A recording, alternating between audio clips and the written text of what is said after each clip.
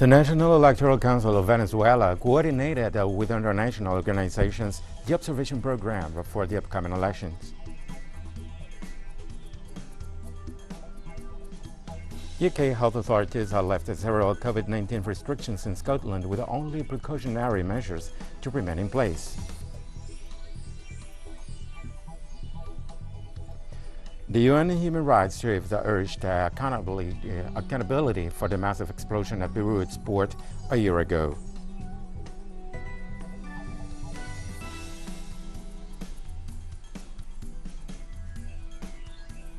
From the headquarters of teleSUR English in Havana, Cuba, this is From the South. I'm Bray Gomez. The Venezuelan National Electoral Council coordinated this Tuesday with international organizations at the observation program for the upcoming regional and municipal elections to be held next November. The president of the National Electoral Council, Pedro Calzadilla, met with the head of the Council of Electoral Experts of Latin America, Nicaragua, Moscoso, to discuss the requirements to develop the activities. Moscoso was present at the audit to guarantee the transparency and consistency of voter data for the democratic process. These and other activities will be part of his schedule during his visit to the country. In 2020, the Council of Electoral Experts was able to corroborate the legitimacy of the electoral process that took place for the renewal of the Venezuelan parliament.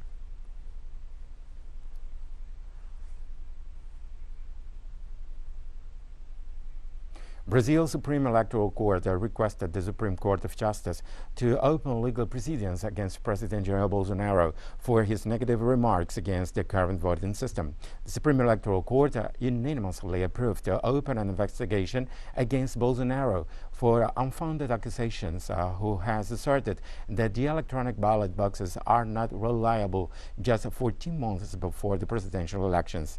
Bolsonaro, who faces his worst moment of popularity, intends to run for re-election next year, although so far polls place him behind his greatest political adversary, former President Luiz Inácio Lula da Silva.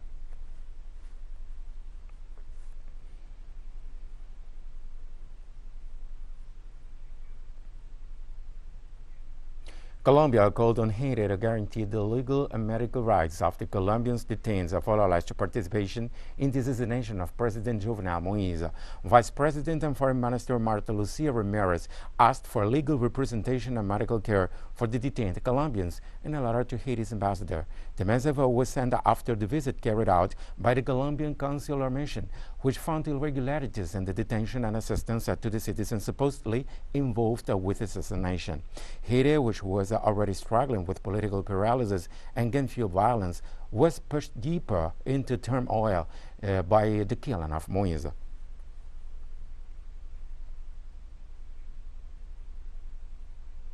The Congress of the ruling Sandinista National Liberation Front unanimously nominated this Monday the President of the Republic, Daniel Ortega, as his candidate for the general elections of November the 7th.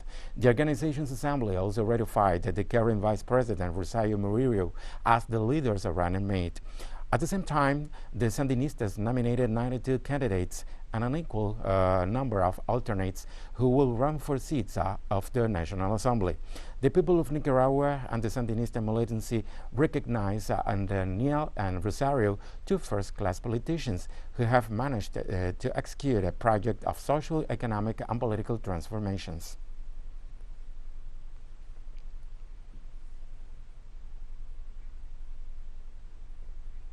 Ecuadorian teachers mobilized in several cities this Monday as they continue to call on the Constitutional Court to ratify the intercultural education law, and as the hunger strike by some entered its 22nd day.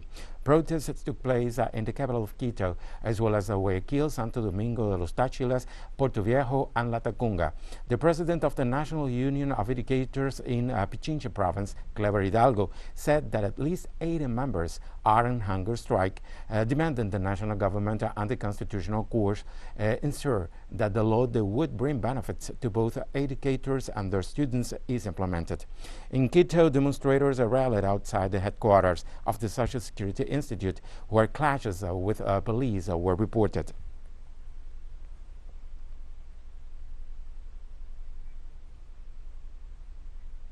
Guatemala remains in a state of paralysis due to the nationwide strike action by transportation workers.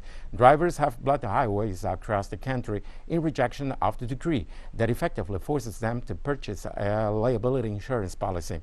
They stress that a move compels them to purchase insurance to cover damages to third parties, but does not benefit the owner or crew of vehicles that provide transportation services. Protesters are rallied in front of a constitutional court in the capital to call for the annulment of the decree.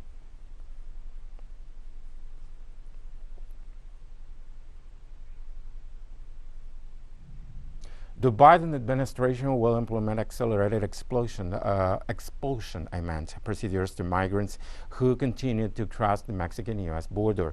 The Department of Homeland Security announced the measure, which began last week with the expulsion of 73 families who were sent back on planes to Central America.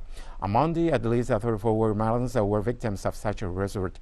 U.S. Congress members say the government adopted the initiative due to the increase of the immigrants who've crossed the border in recent weeks, a number over 20,000 families that have caused the collapse of the border patrol facilities. Social and civil organizations who blamed Donald Trump because of his inhumane treatment to migrants will, in the following days, take a similar stand against Joe Biden.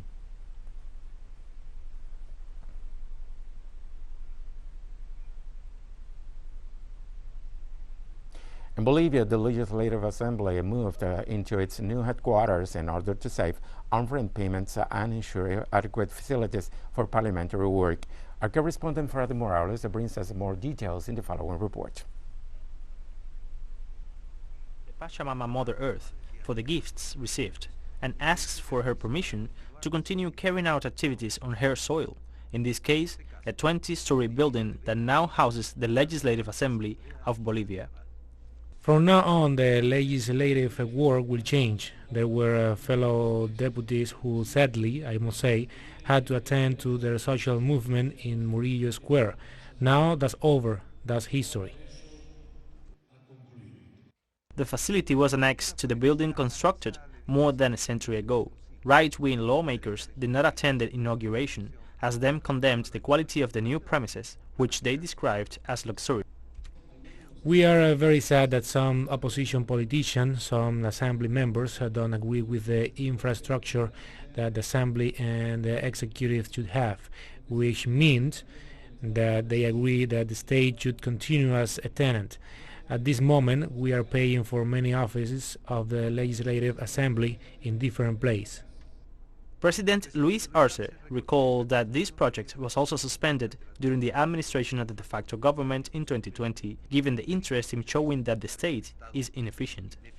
This is another of the works that the coup government interrupted, like hundreds of thousands of works all over the country that were delayed due to a coup-mongering attitude, because everything that the mass party had done was wrong. Since we returned to the government, we immediately resumed public investment. We have resumed all these works. The head of state hopes that the renovation of the legislative facilities will serve to engage all lawmakers in working for the interests of the country and the majority of the Bolivian people. We are absolutely sure that in these facilities of the Plurinational Legislative Assembly, there will be no place for the betrayal of the homeland, no place for the traitors. These are for the organized people who will fight for the people, for the pockets, for the stomach of the Bolivian people.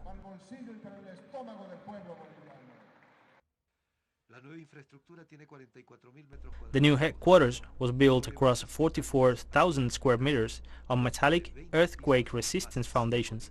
It consists of 20 floors plus 5 basement levels and cost $70 million. It will replace the 116-year-old former parliament building. Freddy Morales, teleSUR, Bolivia. We'll be right back after this very short break.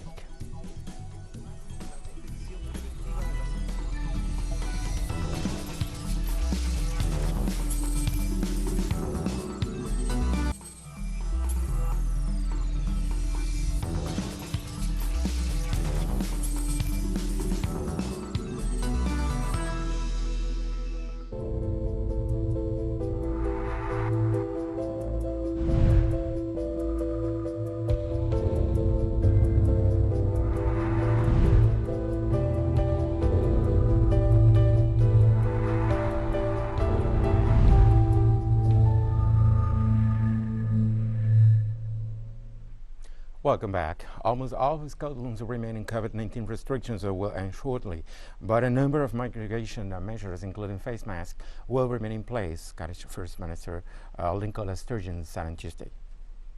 COVID restrictions, I will confirm that from next Monday, Scotland will move beyond the current level 0 restrictions, and I will set out the basis for that decision. However, in line with the cautious approach we have taken throughout this pandemic, I will also set out a number of mitigation measures that will remain in place. Firstly, it will continue to be the law, subject to existing exemptions, that face coverings must be worn in all the same indoor settings as is the case now. We will keep this under review, but my expectation is that face coverings are likely to be mandated in law for some time to come. The island of Martinique received medical equipment and personnel sent by the French government to have fought a surge of COVID-19 infections. The 8 councils of medical intensive care units to relieve hospital dealing with the rise in cases. Also, military planes are taking some critically ill patients to the French mainland for treatment. Martinique's current infection rate is more than 1,000 cases per 100,000 people. Infections are also spreading fast in Guadeloupe. The rise is blamed in part on travel between the islands and the summer festivities, as well as very low vaccination rate.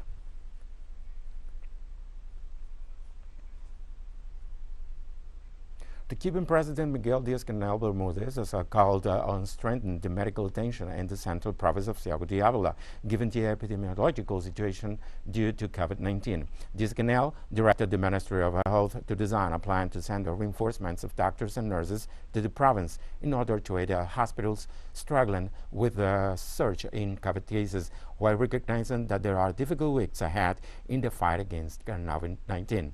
President Díaz-Canel stressed that there cannot be mistakes in the providing the best care for the population and called for solidarity from all social sectors in the country.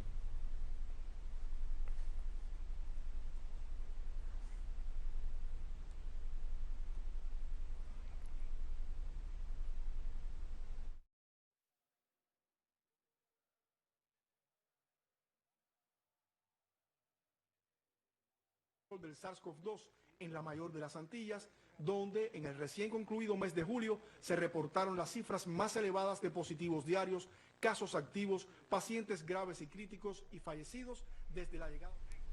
Researchers in Uruguay have detected a new variant of COVID-19 called P6, as reported by the Pasteur Institute of Montevideo. According to a study carried out by the Institutional Working Group on Genomic Surveillance of the virus, the strain would have emerged around November 2020 and contributed to the first wave of COVID-19 registered in the country.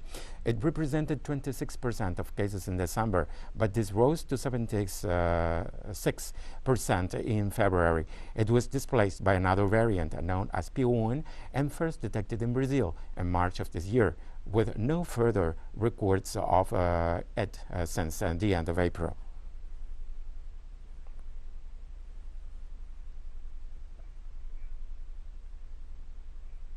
A heat wave sweeping across southeastern Europe has fanned deadly wildfires in Turkey and threatens Greece's national power grid as authorities struggle to cope with the disaster.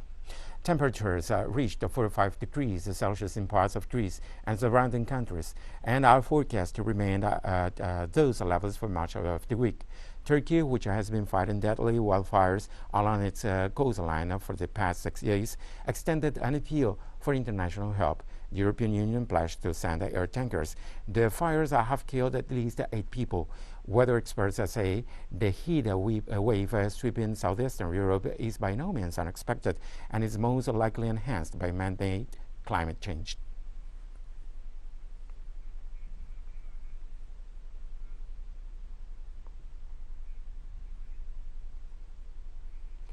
Volunteers joined firefighters in battle in a wake of violent blazes. The fires tearing through the county have destroyed huge areas of pristine forests and forced the evacuation of panicked tourists from seaside hotels. Turkey's Forestry Directorate reported more than 130 fires in dozens of towns and cities.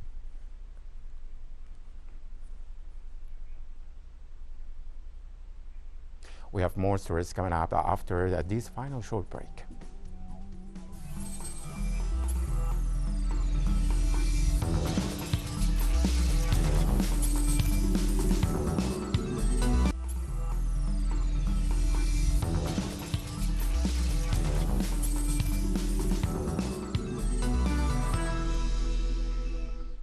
Welcome back. The UN Human Rights Chief urged accountability for the massive explosion at Beirut's port a year ago that killed at least 214 people and destroyed thousands of homes and businesses. Spokesperson of the Office of the High Commissioner of Human Rights, Marta Hurtado, said on Tuesday.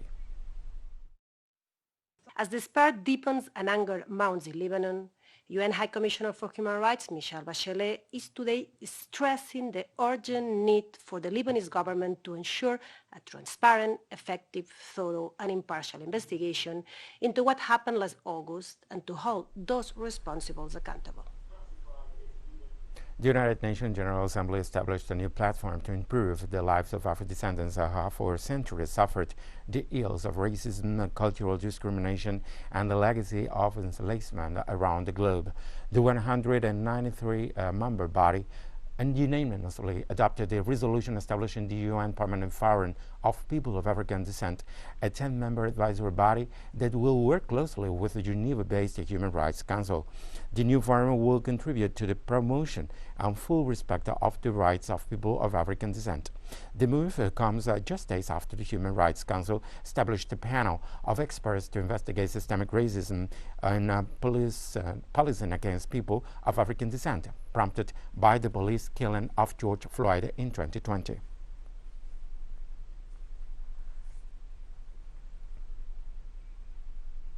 On Tuesday, Iraq's culture ministry received over 17,000 looted ancient artifacts recovered from the United States and other countries. A restitution described by the government as the largest in the country's history. The majority of the artifacts date back 4,000 years to ancient Mesopotamia and were discovered from the U.S. in recent trip by Prime Minister Mustafa al-Kadhimi. Other pieces were also returned from Japan, Netherlands, and Italy. Iraq's antiquities have been looted throughout decades of war and instability since the 2003 U.S.-led invasion. According to the Foreign Ministry, at least 5 shipments of antiquities and documents have been returned to Iraq's museum since 2016.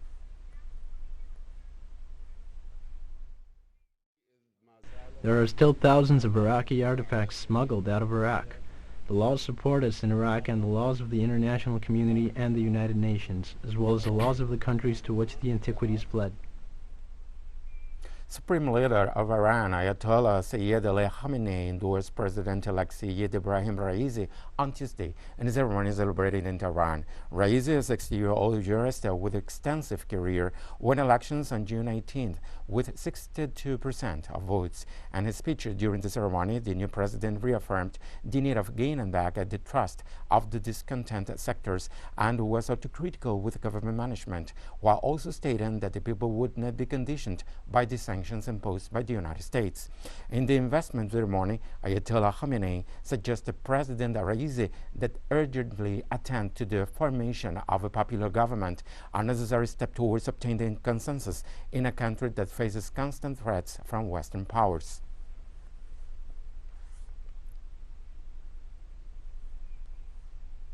The 54 foreign ministers meeting of ASEAN, the Association of Southeast Asian Nations, began in Houston via video conference. China and the United States take part in the organization's talks as influential economic and political partners of member countries. China warned on the intentions of the Secretary of State of the U.S., Antony Blinken, who participates on this occasion with the purpose of talking about Beijing's presence in the Meridional Sea, trying to steer into a conflicting scenario between China and its Southern Asian neighbors, according to the Chinese officials. Foreign ministers from 27 member states discussed on the first day of the meetings topics related with regional cooperation and security. The talks were centered mainly in the COVID-19 pandemic's horizon, numbers and ways to manage the situation, as well as strategic Asian community development projects in infrastructure, commerce, science, and technology.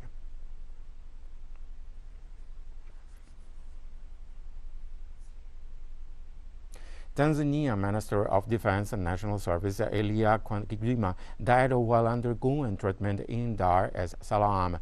The Secretary of the Member of Parliament's office confirmed that the death through the cause has not been made public yet. Kwangima was a member of the Parliament for Ishite constituency in Xinjiang region. Elias became the first high-ranking official in Tanzania to die since President Samia Suluhu Hassan assumed power in March following the death of her predecessor, John Magufuli. His death is a setback to the government as the country is working to defend its territorial integrity since the outbreak of violent insurgency in Mozambique.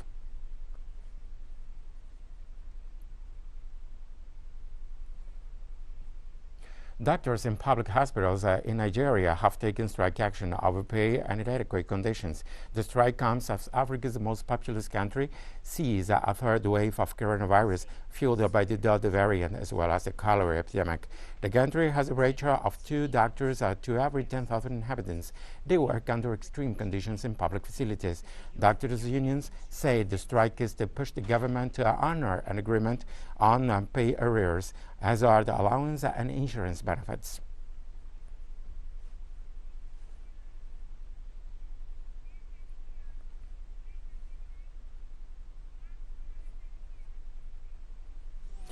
We've come to the end of this news brief. You can find these and many other stories on our website, teleSUR English, and you can also follow us on social media for all the latest news. We're on Facebook, Twitter, Instagram, and Telegram. Plus, you can catch up on our shows on our YouTube channel. For teleSUR English, I'm Ray Gomez. Thank you very much.